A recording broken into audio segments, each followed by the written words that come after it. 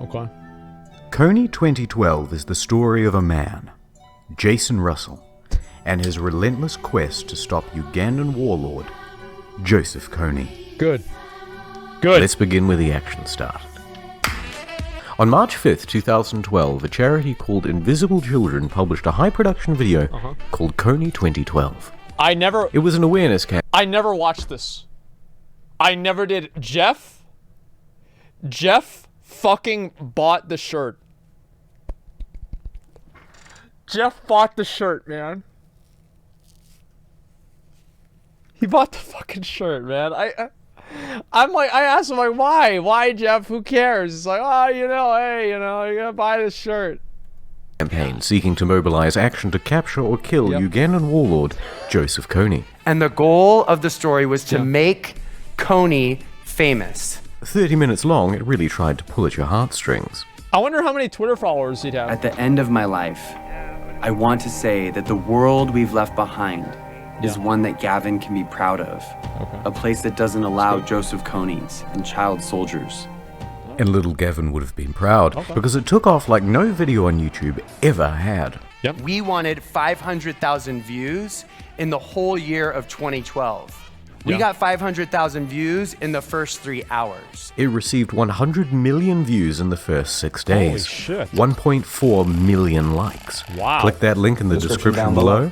They clicked it so hard the website went down, and their email was so inundated that the service provider assumed it was an attack and temporarily pulled the plug. What the fuck? The Times named it the most viral video ever. It raised the charity over $20 million.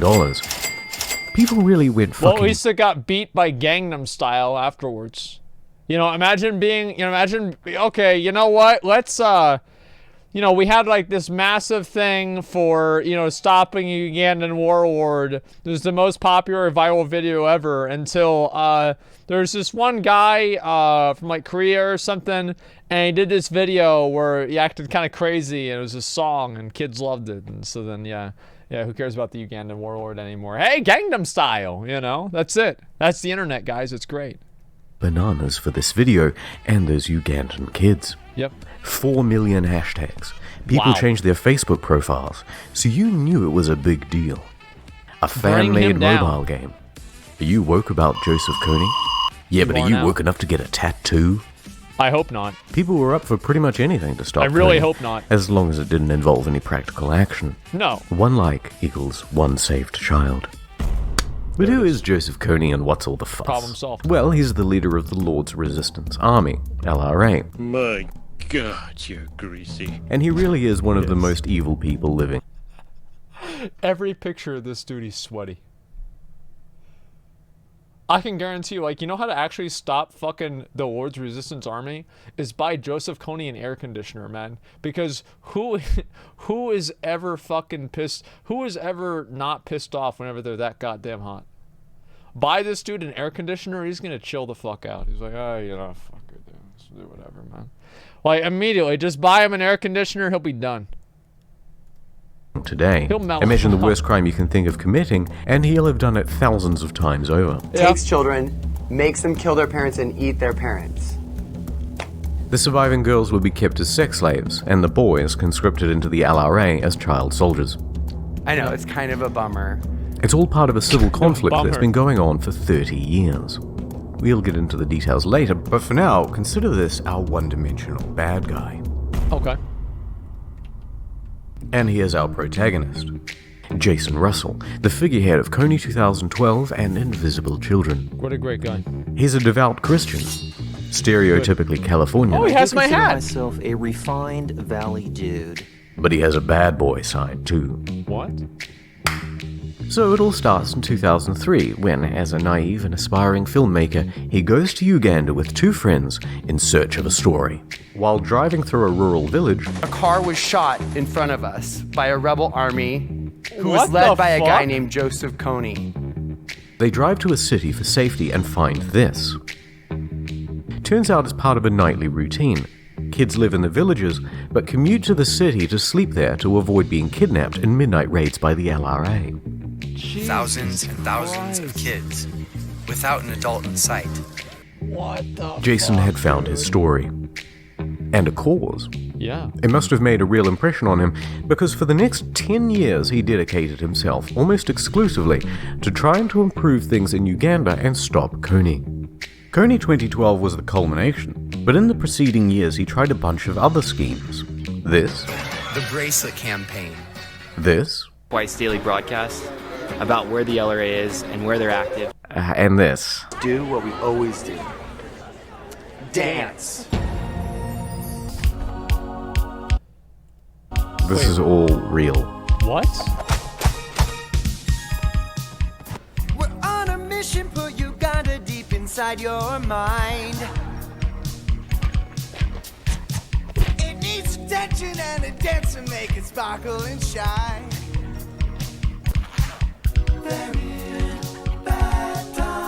Oh my god! Naturally, questions have been raised about... I mean, okay, so the guy's a bit of a dipshit. But it seems like he has a good cause. You know, he went there, he had a profound experience. Joseph Kony tried to pop him off, and he spent the next 10 years dedicated of his life to popping Joseph Kony off. You know, he had a bad time in Uganda. He's like, fuck this, we gotta help these guys out. This sucks. Like, no, realistically,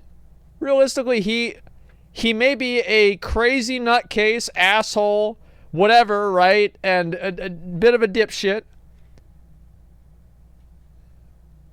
But he's trying to do a good thing. He's just trying to do a good thing. You know, he's just trying to do a good thing. That's good. Or is he? Well, I don't know. Or is he? We've got about 10 minutes left on the video. Let's find out. About his sexual orientation. All these other rumors, too, that you were gay. Mm-hmm. Yeah, I've heard those rumors. Yeah. My parents started a large children's theater organization, so I am... Theatrical. Theatrical. Yeah, okay, that makes sense. So what? Straight men are allowed to enjoy musicals. It's current year. So Back what? to Kony2012. So What's the wrong video with lays that? out a plan called Cover the Night. Here's what you do. Pay $30 for your super special Kony action Jeff kit. bought this. Whoa. That's Jeff nice. bought this. In the kit, you'll find 5 items. The only one that you actually use is the t-shirt, because that way you get the social fucking credibility that you paid for the fucking t-shirt and you care about kids in Uganda, right? The rest of the things, the other shit, nobody gives a fuck about that, right? But you know what? Should I buy a Kony2012 t-shirt? I think maybe I should. You know, it's been what, 7 years, right? Maybe I should buy a t-shirt now. Button, bracelet, stickers, shirt, and these posters. Then, on April 20th, in the dead of night, go out and vandalize your town with awareness. And wake up to hundreds of thousands of posters demanding justice on every corner. That's It was pretty going smart. to be amazing. Yeah. Everyone was on board. It's pretty smart. The countdown to April 20th had begun, and all Jason and Co had to do was keep the momentum going and not fuck it up. But to move the world to action. But this movie is not without critics. Critics say the film manipulates the facts, Oh simplifying the story. Simplifying a wildly complex issue. message is too late. Joseph Kony and his forces have been significantly reduced. Pro-war activism. Utterly naive. Uh-oh. Next week, this will be a passing fad. These white Westerners sort of getting on a bandwagon, and actually they haven't got a clue what they're talking about. A day or two later, the heady excitement gave way to more down-to-earth analysis. Media commentators started making scathing critiques of the video, and testimony from Uganda wasn't entirely positive either. It's unfortunate that we can have people who are merchandising, but using people's problems. Then it got really serious. Teenage girls started weighing in. Kony, so I asked my mom, and my mom laughs and goes, "He died like 5 years ago." This is wrong, by the way, but it was seen by 4 million people. From a source of, my mum said it, so it must be true.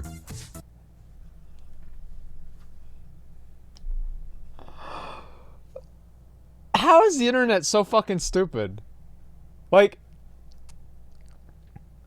don't you ever like sit back and like some really, really dumbass shit happens and you wonder and you ask yourself, how the fuck is this real? I don't know. Like, I mean, sometimes I think back at these like these events that happen and it makes me wonder. The term slacktivism started cropping up more and more. Legitimate questions were asked. How will the money donated be spent? Oh, okay, relax, dude. Would have to go to the Ugandan military. Why did you put your son in the film? You know, why would you put your son in the film? You know, why did you put yourself in the film? It was questions about our sincerity. Why are they saying Kony is in Uganda when he's actually in the Central African Republic? Invisible Children wasn't popular among other charities either. They were hogging the limelight. Yep. And they released Kony2012 just 2 days before International Women's Day. Whoa. A critical fundraising time for some. Uh-oh. Even the Ugandan Prime Minister took a few jabs. We do not need a sleek video on YouTube for us to take notice. Once people started feeling misled, Yeah? they turned against the organization and squared the blame on one person. The pressure was building. Online backlash and a hectic schedule was starting to take a toll. My phone was getting 10 text messages every second. It was just... Millions of supporters on one side, millions of critics on the other. On and on and on. Make Kony famous? Well, it made Jason famous too. And the pressure kept increasing. He was flying all over the country to spread his message. Took the red eye to New York, landed at 5 in the morning. Working around the clock. On the Today Show, People Magazine, Reuters. By day 3, I was in LA doing interview after interview after interview. That's a lot of interviews. Interviews in 48 hours. Wow. So He was sleeping less and becoming more erratic. not being able to sleep, not being able to stop my racing mind. Criticism from every direction. And it was like, you're the worst. You're terrible. Man, I really can't relate to that. I can't relate to that. See, here's a little secret, okay? If you ever have to worry about, you know, increasing pressure and, you know, people getting on you and criticizing you constantly, and here's the secret. Stop giving a fuck. Just stop giving a fuck. Don't care about anything. Don't care about yourself. Don't care about them. Don't care about what they say. Don't care about what you do. Just do whatever you want and that's it. Don't care about anything. And Kony's dead. They started saying the whole project was for his ego, or based on greed. I can't relate. And not just criticism, responsibility. How are you going to stop children from being murdered, I can't relate Jason? at all.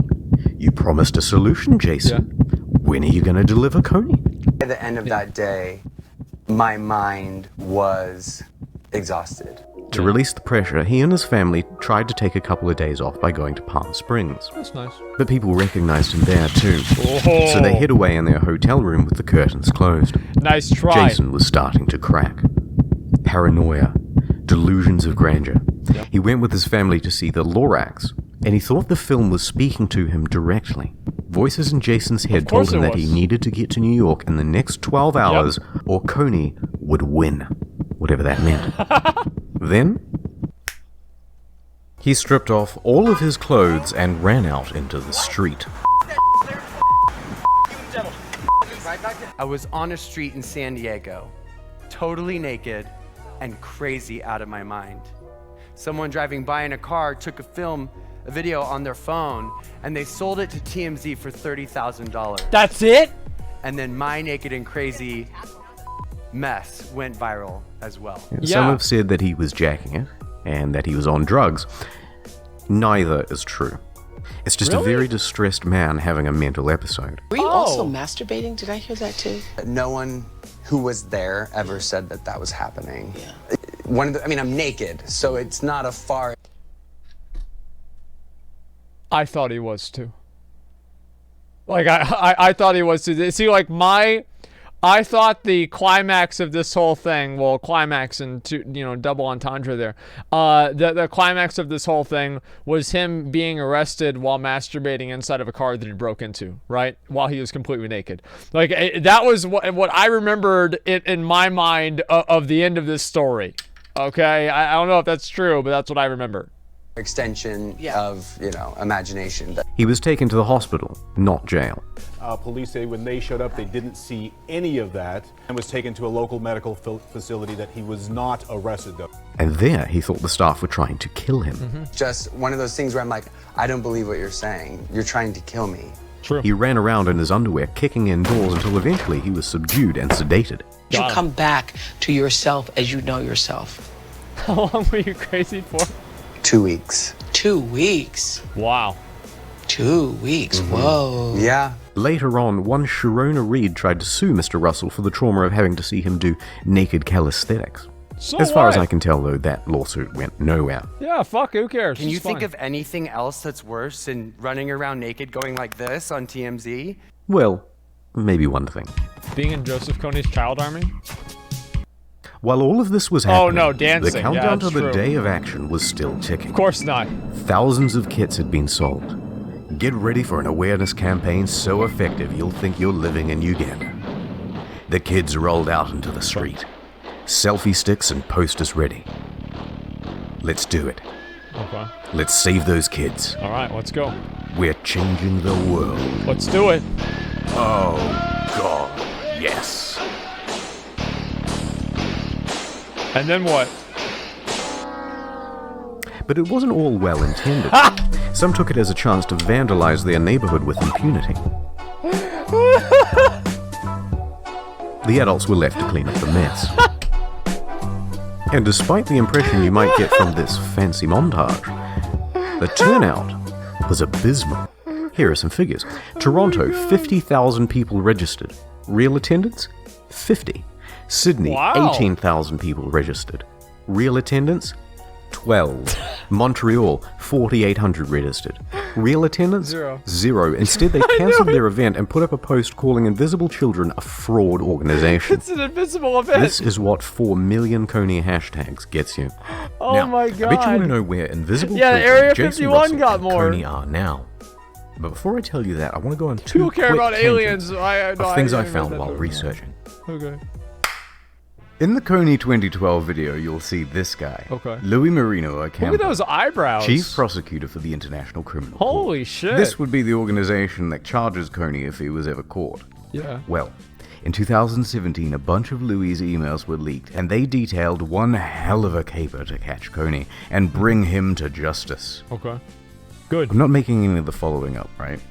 Here's the plan. Lure Kony out of the jungle with Brad Pitt and Angelina Jolie as bait.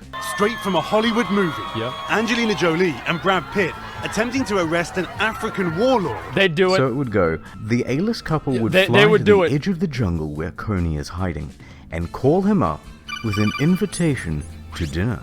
Directed by Kony, Quentin Tarantino. starstruck, would of course say yes. He'd show up, presumably bottle of wine in hand and ready to mingle.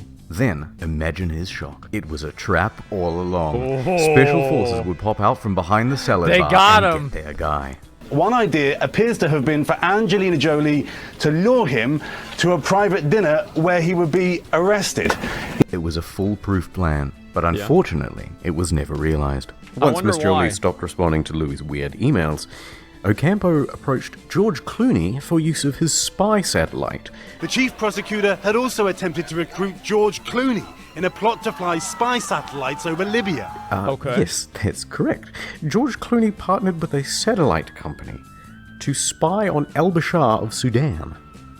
Okie doke. Isn't that Anyway, illegal he responded somehow? that the satellite wasn't What the powerful fuck? enough. So then Ocampo moved on to his backup date, Sean Penn, whom he invited to the UN security meeting in South Sudan. What? I always feel really bad about these videos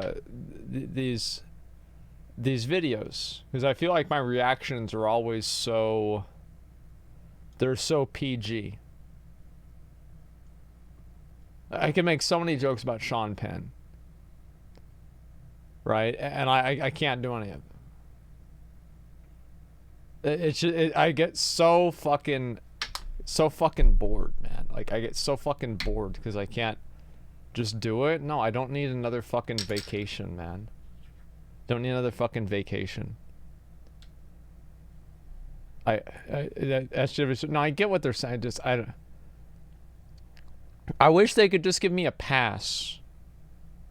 You know, like a pass, like you can say bad stuff on the website because we know you're a good guy. You know, just like Twitch, give me that pass. I'd be like, listen, like, yeah, we know Asmongold says some fucking weird ass bad shit, but it's okay. He's our boy. Like, Twitch, can you just give me not an inward pass, okay? I don't need an inward pass, but just an edgy content pass, just a, you know, a bad joke pass, like once every 5 minutes I could do a bad joke. You know, that's all. Just once every 5 minutes. And there were some people having fun with Kony2012 as well. I wonder why. Turns out Kony looks a lot like Carl Weathers in the movie Predator. Oh, no. So an idea was formed.